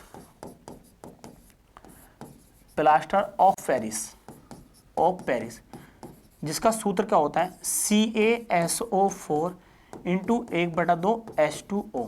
ठीक है, तो ये हो जाएगा, नाम की अगर हम बात करें क्या नाम हो जाएगा, तो उसका नाम हो जाएगा कैल्शियम कार्बोनेट और आधे के लगता है हेमी हाइड्रेट। ठीक है, तो प्लास्टर ऑफ पेरिस का रासायनिक अणुसूत्र क्या होता है CaSO4 1/2 H2O, साथ में नाम क्या होता है कैल्शियम कार्बोनेट हेमी हाइड्रेट, ये इसका नाम होता है। ठीक है, तो ये वाला क्वेश्चन भी आपके समझ में आ गया होगा। देखो छठे का B वाले क्वेश्चन आ गया। अगला क्वेश्चन क्या है, देखो हम बात, तो अब बात करते हैं क्वेश्चन नंबर 7 पर। 7 में सवाल करा है निम्न के रासायनिक अभिक्रिया कर संतुलित समीकरण लिखनी है, जो कि 6 नंबर में सवाल दे रखा है। तो 6 ही समीकरण दे रखी है A B C D E F। सही है, एक समीकरण 1 नंबर की है, टोटल 6 नंबर की समीकरण है। अगर आपसे सवाल ऐसा नहीं हो रहा है तो आपको इसका ही ऑप्शन दे रखा है अदर वाला, निम्न पर टिप्पणी लिखनी है, मिसेल क्या होता है इस पर टिप्पणी लिखनी है, संचरण क्या होता है इस पर टिप्पणी लिखनी है, कार्बन की सर्वतोमुखी प्रकृति क्या होती है इस पर टिप्पणी लिखनी है। तो इस पर भी आपको 1.5 पेज भरना है, इसको भी आपको कम से कम 2 पेज भरना है, इस पर 2 पेज भरना है, ऐसा कम से कम 5 से 6 पेज हो जाएंगे। तो मैं कह रहा हूँ कि आपको आप ये वाला जो क्वेश्चन है इस क्वेश्चन को आप नहीं करो, क्योंकि बड़ा क्वेश्चन हो जाएगा, इसको आप छोड़ दो, बड़ा क्वेश्चन हो जाएगा। तो आपको सिर्फ ये वाला क्वेश्चन करके दिखाऊं। देखो कितना इजी क्वेश्चन हो, कितने आसान तरीके से होता है। मैंने आपसे 10 फेरी कहा है कि आप सिर्फ केमिस्ट्री के फार्मूले याद करो।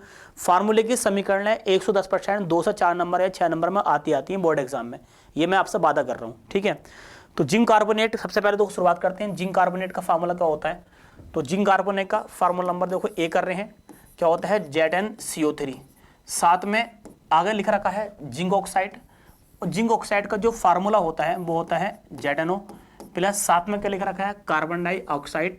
कार्बन डाइऑक्साइड का फार्मूला होता है CO2, ठीक है। रिएक्शन कंप्लीट की बात करेंगे, Zn एक है, यहाँ भी Zn एक है, कार्बन कितने हैं 2, कार्बन यहाँ कार्बन एक है सॉरी, तो यहाँ भी कार्बन कितना है 1 है, ऑक्सीजन कितने हैं 3, तो ऑक्सीजन यहाँ भी कितने हैं 3 है। अगले क्वेश्चन की अगर देखो हम बात करेंगे, अगले क्वेश्चन की अगर हम बात करें तो ये कह रहा है मैग्नीशियम, क्या लिख रखा है देखो मैग्नीशियम। तो बी नंबर पर देखो ये लिख रखा है मैग्नीशियम यानी कि Mg, मैग्नीशियम Mg। साथ में प्लस में कह रहा है हाइड्रोक्लोरिक अम्ल, हाइड्रोक्लोरिक अम्ल का फार्मूला होता है HCl। साथ में आगे देखेंगे तो लिख रखा है मैग्नीशियम क्लोराइड, और मैग्नीशियम क्लोराइड का फार्मूला जो होता है वो होता है MgCl2, और साथ में लिख रखा है हाइड्रोजन गैस। यहाँ पर दिखनी चाहिए थी हाइड्रोजन गैस, नहीं हम लिख देते, यहाँ पर लिखा हुआ है हाइड्रोजन। तो हाइड्रोजन का फार्मूला होता है H2, ठीक है, H2 गैस, ठीक है। तो Mg कितना है 1 है, इधर भी Mg 1 है, H कितने हैं 2, यहाँ H कितने हैं, यहाँ पे H कितना है 1 और यहाँ पर H कितने हैं 2, तो हम यहाँ 200 गुणा मार देंगे। कितने से गुणा मार देंगे? 200 गुणा मार देंगे, ठीक है। रिएक्शन क्या हो जाएगी? कंप्लीट हो जाएगी। क्वेश्चन नंबर 3 पे पहुँचते हैं। देखो समीकरण तीसरी क्या कह रही है, समीकरण नंबर 3 पर जाकर देखते हैं। समीकरण 3 बोल रही है सोडियम कार्बोनेट, क्या है सोडियम कार्बोनेट। सोडियम कार्बोनेट का फार्मूला होता है Na2 और CO3 plus carbon dioxide, carbon dioxide का फार्मूला होता है CO2 प्लस, फिर लिख रखा है जल, और जल जो होता है वो होता है H2O। उसके साथ में लिख रखा है सोडियम बाइकार्बोनेट, सोडियम बाइकार्बोनेट, इसका फार्मूला होता है NaHCO3, ठीक है। इतनी सी बात लिखनी है। सोडियम कितने हैं 2, तो यहाँ इधर हम 200 गुणा मार देंगे, ठीक है। कितने गुणा मार देंगे हम? इधर हम 200 गुणा मार देंगे। कार्बन कितना है 1 2, तो कार्बन भी 2 हो जाएगा। H कितने हैं 2, H 2 हो जाएंगे। ऑक्सीजन कितने हैं 6, 3 2 5 और 1 ये 6, कंप्लीट रिएक्शन है। इसी प्रकार अगली रिएक्शन की अगर हम बात करें, देखो इस प्रकार अगर हम अगले रिएक्शन पर अगर हम बात करेंगे डी नंबर पर बात करेंगे कैल्शियम हाइड्रोक्साइड। कैल्शियम हाइड्रोक्साइड का जो फार्मूला होता है वो होता है CaOH का होल ट्वाइस, साथ में प्लस क्लोरीन, क्लोरीन का जो फार्मूला होता है वो होता है Cl2, साथ में लिख रखा है आगे कैल्शियम हाइपोक्लोराइड, और कैल्शियम हाइपोक्लोराइड का फार्मूला होता है CaOCl2, जिसको ब्लीचिंग पाउडर भी कहते हैं। साथ में लिख रखा है H2O, साथ में क्या लिख रखा है देखो ये लिख रखा है H2O यानी कि जल लिख रखा है, ठीक है। रिएक्शन की जहां बात करें, रिएक्शन कंप्लीट। कैल्शियम 1 है, कैल्शियम 1 है, ऑक्सीजन कितने हैं 2 हैं, तो 1 ऑक्सीजन यहाँ पर है, 1 ऑक्सीजन यहाँ पर है, 2 ऑक्सीजन हो गए। H कितने हैं 2 हैं, तो 2 H यहाँ पर है। Cl कितने 2 हैं, 2 Cl यहाँ हो गए, ठीक है। रिएक्शन क्या है कंप्लीट है। क्वेश्चन अब हम बात करते हैं ई नंबर की। ई नंबर पर देखते हैं ई नंबर पर कौन सी समीकरण दे रखी है। तो ई नंबर पर जो समीकरण दे रखी है वो दे रखी है जस्ता Zn। तो जस्ता जो होता है वो क्या होता है, वो होता है Zn प्लस, साथ में दे रखा है कॉपर सल्फेट। कॉपर सल्फेट का जो फार्मूला होता है वो होता है CuSO4, साथ में एरो के बाद दे रखा है जिंक सल्फेट। जिंक सल्फेट का जो सूत्र होता है वो होता है CO3, साथ में लिख रखा है कॉपर, साथ में क्या लिख रखा है कॉपर, और कॉपर का फार्मूला होता है Cu, ठीक है। Zn एक है, Zn एक है, कॉपर एक है, कॉपर एक है, CO सही है। यहाँ पे हल्की सी एरर सी मिस्टेक हो गई है, हल्की सी मिस्टेक देखो यहाँ पे हमने जिंक कार्बोनेट लिख दिया, जबकि यहाँ पे क्या होना चाहिए था, जिंक सल्फेट होना चाहिए था, जिंक सल्फेट। तो Zn plus CuSO4, ZnSO4 plus copper, हाँ रिएक्शन कंप्लीट हो गई, ठीक है। अगले रिएक्शन की अगर हम बात करते हैं, क्वेश्चन नंबर देखो, अगले रिएक्शन की अगर देखो हम बात करेंगे, आगे लिख रखा है F नंबर पर, F पर लिख रखा है उसने, F पे लिख रखा है कॉपर, और कॉपर का फार्मूला होता है Cu प्लस, उसके आगे लिख रखा है सिल्वर नाइट्रेट। सिल्वर नाइट्रेट का फार्मूला होता है AgNO3। उसके बाद उसने लिख रखा है कॉपर नाइट्रेट। कॉपर नाइट्रेट का जो फार्मूला होता है वो होता है CuNO3 का होल ट्वाइस, और साथ में होता है, साथ में दे रखा है सिल्वर, और सिल्वर का जो फार्मूला होता है वो होता है Ag। ठीक है, अब Agn कितने हैं 2, तो यहाँ हम गुणा कितने से मार देंगे, यहाँ गुणा मार देंगे हम 2 से, यहाँ गुणा कितने से मार देंगे 2 से गुणा मार देंगे। एन कितने हो गए 2, ऑक्सीजन कितने हो गए 6 हो गए, है भी सिल्वर कितने हैं 2, तो 2 से गुणा हम यहाँ मार देंगे। ठीक है, रेशन क्या हो गई, ये कंप्लीट हो गए। तो इस तरह से जैसे ही मैंने आपको ये समीकरण सब लिखवाई है, इस तरह से हम जो है समीकरण को लिख सकते हैं बहुत आसानी तरीके से। ठीक है, अगले क्वेश्चन पर बात करते हैं, अगले क्वेश्चन पर जाते हैं। अगला क्वेश्चन लिख रखा है उपभाग 3, सब सेक्शन नंबर 3 आ गया, यानी कि अब जो स्टार्ट हुई है वो स्टार्ट हुई है बायोलॉजी। और बायोलॉजी में सबसे पहला जो क्वेश्चन 8वां क्वेश्चन जो आगा बोर्ड एग्जाम का वो बायोलॉजी का होगा। बायोलॉजी में सबसे पहले जो दे रखा है निम्नलिखित पर टिप्पणी लिखी है। निम्नलिखित पर क्या लिखनी है, हमें टिप्पणी लिखनी है। पहली जो टिप्पणी है वो है प्रकाश संश्लेषण किसे कहते हैं, सही है। दूसरी टिप्पणी किसे कहते हैं, हृदय की संरचना। तो क्या नंबर में दे रखा सवाल, ये दे रखा है 2 नंबर में दे रखा है प्रकाश संश्लेषण, और 2 नंबर में दे रखा है हृदय के बारे में। किसके बारे में दे रखा है, हृदय के बारे में। इजी क्वेश्चन है, देखो करके देखते हैं क्या होता है प्रकाश संश्लेषण। इसके बारे में हम लिखते हैं, सूर्य के प्रकाश में पौधे की हरी कोशिकाओं में उपस्थित पड़हरित, जिसको हम क्लोरोफिल बोलते हैं, की सहायता से कार्बन डाइऑक्साइड व जल से कार्बोहाइड्रेट तथा ऑक्सीजन बनने की प्रक्रिया को प्रकाश संश्लेषण कहते हैं। देखो आपको ऐसे लिखोगे, जब कार्बन डाइऑक्साइड और जल, साथ ही सूर्य का प्रकाश, साथ ही क्या, सूर्य का प्रकाश, इसकी जब इन तीनों जो रिएक्शन होती है तो बनता है क्लोरोफिल। क्या बनता है क्लोरोफिल। क्लोरोफिल को ही हम बोलते हैं पड़हरित। क्या बोलते हैं, पड़हरित। इन तीनों के माध्यम से बनता है C6 से H12 और O6, साथ में बनता है O2 और साथ में बनता है ऊर्जा, साथ में और अगर हम मानेंगे तो बनेगा प्रकाश ही बनेगा। क्या बनेगा, देखो प्रकाश ही बनेगा। तो कहने का मतलब ये है, देखो ये जो बना ये क्या है, ये कार्बोहाइड्रेट है, कार्बोहाइड्रेट, और कार्बोहाइड्रेट में भी कौन है, ये है ग्लूकोज। ठीक है, तो कार्बन डाइऑक्साइड, जल, सूर्य के प्रकाश के द्वारा क्लोरोफिल बनता है, जिसके सहायता से कार्बोहाइड्रेट और ऑक्सीजन ऊर्जा बनती है। ठीक है, इस वाले रिएक्शन को ही हम बोलेंगे प्रकाश संश्लेषण। सही है, क्या बोलते हैं, प्रकाश संश्लेषण। क्वेश्चन नंबर अगली की बात करेंगे, क्वेश्चन नंबर 2 है मानव हृदय। मानव हृदय के बारे में बताना है, तो है लिख रखा है मनुष्य का हृदय पेशी युक्त होता है। कैसे होता है, पेशी युक्त होता है। ठीक है, मनुष्य का हृदय देखो अप डाउन करते आता है, पेशी युक्त होता है। तो मनुष्य का हृदय पेशी युक्त होता है, जिसमें 2 अलिंद होते हैं और 2 क्या होते हैं, निल्य होते हैं। ठीक है, अगर मैं अगर हृदय की बात करूं, अगर ये मेरे हाथ में अगर ये हृदय है, अगर ये मैं हृदय की बात करूं, तो ऊपरी वाला भाग होता है अलिंद और निचला वाला भाग होता है निल्य। तो मनुष्य के हृदय में 4 बेसम होते हैं, यानी कि 4 भाग होते हैं, 2 अलिंद और 2 निल्य। तो 2 अलिंद होते हैं तथा 2 निल्य होते हैं। अलिंद में शरीर के विभिन्न भागों से रुधिर आता है। निल्य द्वारा रुधिर विभिन्न भागों में क्या होता है, पंप कर दिया जाता है। ठीक है, सिर्फ हृदय की इतनी सी बातें लिख दो आप, बहुत सारी बातें यही, क्योंकि सवाल जो दे रखा 2 नंबर में दे रखा, ज़्यादा बड़ा एक्सप्लेन करोगे तो भी नंबर 2 ही मिलने हैं, कम करोगे तो भी नंबर 2 मिलने हैं। कम से कम आपके कम से कम 20 शब्द लिखे होने चाहिए, कम से कम 20 शब्द, हद से आप 40 शब्द लिख दो। इतने शब्द में अगर आप लिख दोगे एक सवाल पे, तो आपके वो 2 नंबर पक्के हो जाएंगे। मानव प्रजनन देखो अगला क्वेश्चन देखो कितना इजी दे रखा है। अगले क्वेश्चन में कह रहा है मादा प्रजनन तंत्र के सभी भागों के नाम लिखिए।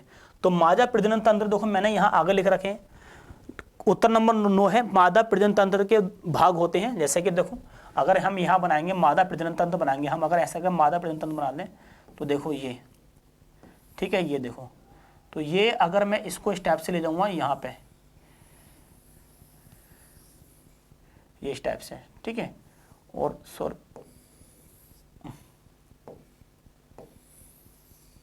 देखो मादा प्रजनन तंत्र के अगर हम भाग बनाए तो देखो स्टेप से बना दो आप इसको,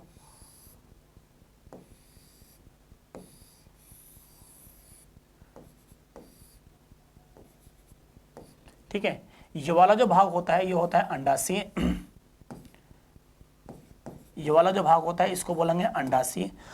तो मादा प्रजनन तंत्र के अंदर 2 अंडाशय होते हैं, एक अंडाशय यह होगा और एक अंडाशय यह होगा, और इसी अंडाशय के अंदर क्या बनता है, इसी अंडाशय के अंदर बनता है अंडा। क्या बनता है, अंडा बनता है। उसके बाद 2 अंडवाहिनी होती हैं। तो देखो ये जो बना रखी है हमने, ये जो बना रखी है ये अंडवाहिनी है। तो ये क्या है, अंडवाहिनियां, ये हैं अंडवाहिनियां, 2 अंडवाहिनियां होती हैं। फिर होता है गर्भाशय, यहाँ पर क्या होता है, ये होता है गर्भाशय, ठीक है। फिर होता है गर्भाशय, और यहाँ पर जो होता है, यहाँ पर ये होता है मूत्र मार्ग। क्या होता है ये मूत्र मार्ग होता है। बाकी ये वाला जो भाग होता है इसको हम बोलते हैं योनि, ठीक है। उसके बाद वृषणबीज वाला भाग जो होता है, यहाँ पर जो ये वाला जो भाग होगा, जो नीचे वाला भाग होता है, इसको हम बोलते हैं भगोष्ठ। क्या बोलते हैं इसको, भगोष्ठ बोलते हैं। तो क्वेश्चन ये कह रहा है, देखो क्वेश्चन ने जो कहा है वो ये बोला है कि मादा प्रजनन तंत्र के सभी भागों के नाम लिखो, सभी भागों के नाम लिखो। तो मादा प्रजनन तंत्र में 5 भाग इंपॉर्टेंट है। 2 अंडाशय होते हैं, 2 अंडवाहिनियां होती हैं, गर्भाशय भी होता है, मूत्राशय भी होता है, और योनि भी होती है, और एक भगोष्ठ भी बोला। लेकिन आपको 5 भाग लिखने हैं, ठीक है। अगले क्वेश्चन की अगर हम बात करेंगे, देखो क्वेश्चन नंबर 10 की 10वां क्वेश्चन स्टार्ट हो गया, ठीक है। ये भी क्या नंबर का है, ये भी 2 नंबर का सवाल दे रखा है। मेंडल ने अपने प्रयोग के लिए किस पौधे को चुना, और इस पौधे को चुनने के क्या कारण थे।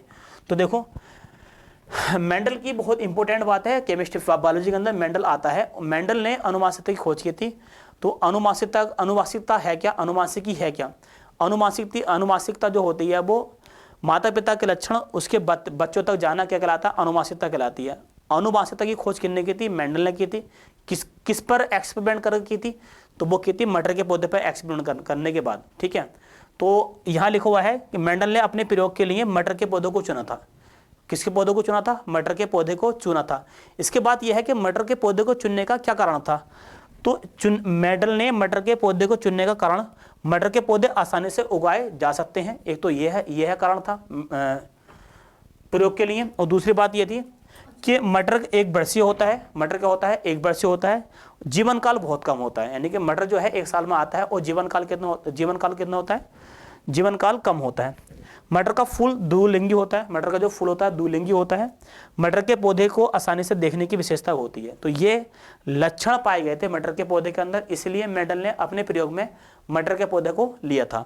अगला क्वेश्चन देखते हैं। अगला क्वेश्चन में क्या कहा उन्होंने, अगले क्वेश्चन में कहा था उन्होंने कि लार में कौन सा एंजाइम पाया जाता है, इसका नाम लिखिए और इससे क्या कार्य होता है। लार जो होती है जिसको हम थूक बोलते हैं, थूक जो होती है इसको हम थूक जो बोलते हैं, इसको हम लार बोलते हैं। लार का क्या कार्य होता है, लार में टालिन एंजाइम होता है, और इसका जो टालिन एंजाइम का जो कार्य होता है, ये स्टार्च को शर्करा में तोड़ता है और भोजन को पचाने में क्या करता है, कार्य करता है, ठीक है।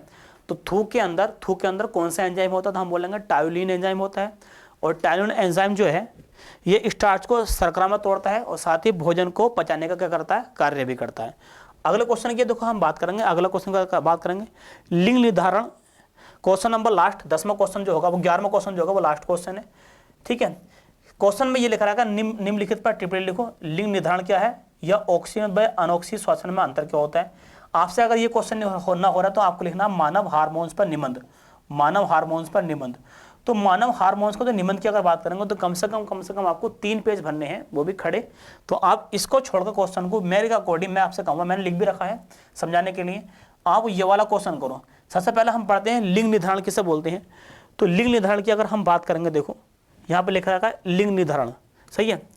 तो लिंग निर्धारण क्या होता है, लिंग निर्धारण मतलब ये होता है सेक्स डिटर्मिनेशन, जिसको इंग्लिश से बोलते हैं।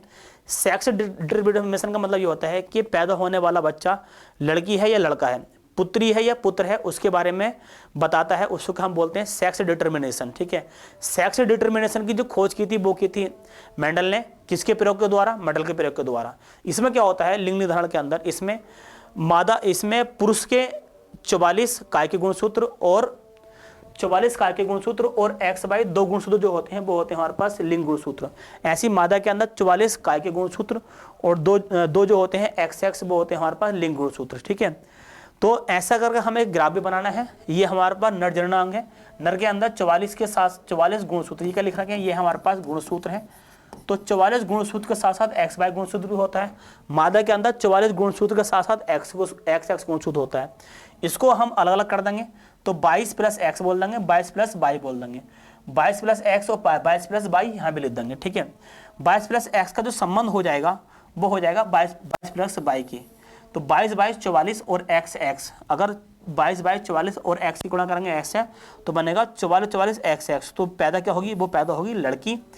22 + Y, 22 + Y और 22 + X, 22 + X, तो 22 क्या हो जाएगा, 44 हो जाएगा, और x की और 22 से गुणा करेंगे तो बनेगा x बाई, और x बाई होता तो वो क्या होता, पुत्र होता है। ठीक है, मैंने बताया है x अगर गुणसूत्र है तो पुत्री होगी, और x बाई गुणसूत्र है तो क्या होगा, वो पुत्र होगा। ठीक है, फिर मैंने 22 प्लस एक्स की क्रॉस कराया, मैंने 22 प्लस एक्स है, तो 22 44 हो गया, और x क्या हो जाएगा, x हो जाएगा, क्या बनेगी, पुत्री बनेगी। इसी प्रकार 22 प्लस बाई और 22 प्लस एक्स की अगर हम आपस में क्रॉस कराएंगे तो बनेगा 44x बाई, तो क्या बनेगा, पुत्र बनेगा। तो ये सेक्स डिटर्मिनेशन का, लिंग निर्धारण का क्या है, ये चित्र है। ठीक है, अगला क्वेश्चन की देखो बात करते हैं। सही है, इसके पीछे भी देखो, ये वाला क्वेश्चन देखो हमने पढ़ा दिया, लिंग निर्धारण किसे बोलते हैं। उसके बाद है ऑक्सी और अनॉक्सी श्वसन में अंतर। ऑक्सी और अनॉक्सी श्वसन में क्या होता है, अंतर होता है। तो देखो ऑक्सी श्वसन और अनॉक्सी श्वसन में अंतर देखो हमने लिख रखा है यहाँ पर। ऑक्सी श्वसन क्या होता है, अनॉक्सी श्वसन क्या होता है, इसे हम वायवीय श्वसन ही बोलते हैं। देखो यहाँ पर लिखवाया होगा, देखो कहीं पर आपको पढ़ा होगा, इसको हम वायवीय श्वसन ही बोलते हैं। क्या बोलते हैं इसको, वायवीय श्वसन ही बोलते हैं, और इसको अवायवीय श्वसन ही बोलते हैं। वायवीय श्वसन भी बोलते हैं, अवायवीय श्वसन भी इसको हम बोला जाता है। ठीक है, वायवीय श्वसन क्या होता है, अवायवीय श्वसन क्या होता है, ऑक्सी श्वसन क्या होता है, अनॉक्सी श्वसन क्या होता है, इसके बारे में देखो अंतर बता रहे हैं आपको। मैंने इसलिए आपको ये पढ़ा रहा हूँ बहुत अच्छे तरीके से, क्योंकि ये बोर्ड एग्जाम में वायवीय और अवायवीय श्वसन कई फिर देखा गया है, आता है। ठीक है, तो यह क्रिया ऑक्सीजन की उपस्थिति में होती है। सही है, ऑक्सीजन श्वसन, यह क्रिया ऑक्सीजन की उपस्थिति में होती है, जबकि यह क्रिया ऑक्सीजन की अनुपस्थिति में होती है। पहली बात तो आप याद रखोगे। दूसरी बात, ग्लूकोज के पूर्ण ऑक्सीकरण के द्वारा 673 किलो कैलोरी ऊष्मा मुक्त होती है। तो कितने कैलोरी ऊष्मा मुक्त हो रही है, देखो 673 किलो कैलोरी ऊष्मा मुक्त हो रही है। साथ में 38 एटीपी अणु भी बनने हैं। साथ में क्या बनने हैं, 38 एटीपी अणु। तो देखो यहाँ पर ग्लूकोज है, यहाँ पर क्या है, देखो ये ग्लूकोज है। ग्लूकोज की अभिक्रिया वायु के साथ, ग्लूकोज की अभिक्रिया वायु के साथ कार्बन डाइऑक्साइड बनेगा, जल बनेगा, और 673 किलो कैलोरी ऊष्मा बनेगी, साथ में 38 एटीपी अणु बनेंगे। यहाँ भी ग्लूकोज है, यहाँ भी देखो ये क्या है, ये क्या है, देखो ये ग्लूकोज है। ग्लूकोज के साथ की अगर हम बात करेंगे तो इसमें बनेगा ethyl alcohol, carbon dioxide, 21 kilo calorie ऊष्मा बनेगी, और साथ में 2 एटीपी अणु बनते हैं। सही है, तीसरे नंबर की बात करेंगे तो CO2 अधिक मात्रा में मुक्त होती है इसमें। सही है, CO2 अधिक मात्रा में मुक्त होती है, जबकि इसमें CO2 बहुत कम मात्रा में मुक्त होती है। ठीक है, इसमें 38 एटीपी अणु बनते हैं। एटीपी की फुल फॉर्म होती है एडेनिन ट्राइफॉस्फेट। इसमें 38 एटीपी अणु बनते हैं, जबकि इसमें 2 एटीपी अणु बनते हैं। ठीक है, लास्ट की अगर हम बात करेंगे, 5वें क्वेश्चन की बात करेंगे, यह प्रक्रिया कोशिका द्रव्य के साथ साथ माइटोकॉन्ड्रियम में संपन्न होती है। कोशिका द्रव्य के साथ साथ माइटोकॉन्ड्रियम में होती है, और यह क्रिया केवल कोशिका में होती है। ठीक है, अब ये लास्ट क्वेश्चन था, इसके बाद देखते हैं। हाँ, ये अब लास्ट क्वेश्चन है। आपके बोर्ड एग्जाम में सिर्फ 11 क्वेश्चन आते हैं उपभाग 2 के। तो आज के लिए इतना ही, मिलते हैं आपको नेक्स्ट क्लास में। ठीक है, थैंक यू। अगर आपको क्लास अच्छी लगी हो तो आप लाइक करो, सब्सक्राइब करो, और साथ में कमेंट भी करो कि हाँ क्लास अच्छी लगी, क्या अगली वीडियो आपको लाई जाए। ठीक है, आज के लिए इतना ही।